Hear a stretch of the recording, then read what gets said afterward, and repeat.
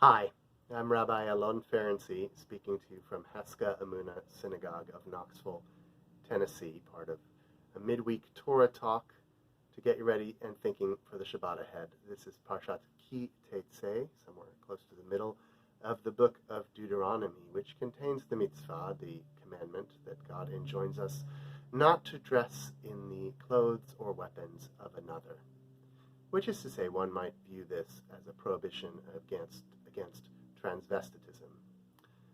That aside, in the problematics of Bible relationship to LGBTQ identities, I want to focus on something that's been troubling me a lot in the past years, the ways in which our tradition has been used to subjugate women and as a spiritual abuse against women and other minorities, both gender and sexual, even ethnic at various times. So we're told that such things as transgenderism and, to an extent, transvestism existed as in the late medieval period and certainly in the early modern period among Jews and others. So the Targum Yonatan, one of the earlier translations of Bible into Aramaic, notes that what's really being said here is that women should not wear tzitzit or tefillin, that is, phylacteries, prayer boxes, or tzitzit, which are the fringes that remind us of God's commandments when we wear a four-cornered garment, indicating the early strands, the frequent and even virulent strands, of separating and excluding women from the communal life of Israel and the worship and ritual life of the Jewish people. What's interesting is that the Talmud already knows of cases where one objected to this, where one, and the difference, was offered. So we're told that Michal the Cushite wore tefillin, and the sages, the religious authorities of her time, didn't protest, where there was a wife of a man named Yonah who went to the festival pilgrimage, who participated in temple service, and the sages, the authorities of her time, didn't protest.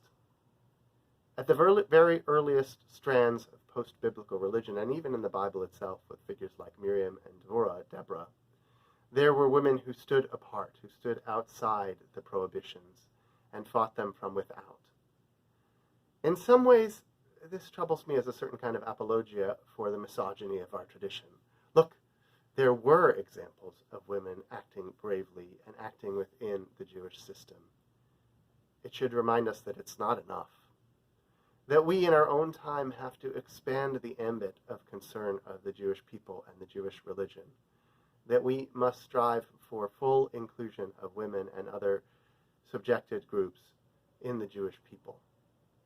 Maimonides would understand that science can help us turn the ship of religion. And in this day and age, when we know that all persons are equal in capacities, certainly in intelligences and religious and ritual spiritual capacities, we ought not proscribe anyone who demonstrates the maturity to join our people and the ability to participate fully in the ritual life of a community. Whatever the understanding of sex and gender, and to an extent otherwise race, was for ancient peoples and the first hearers of Torah and Talmud, the earliest strands of Jewish wisdom, that can't necessarily be our understanding, and their taboos don't have to be our taboos. I'm struggling for a way forward within our religious system to redefine explicitly the roles of women and others within our system, to make explicit that egalitarianism. And I invite you to join that process with me. Shabbat Shalom. When you enjoy talks like this, please do like, share, and subscribe to Eclectic Cleric on YouTube. God bless.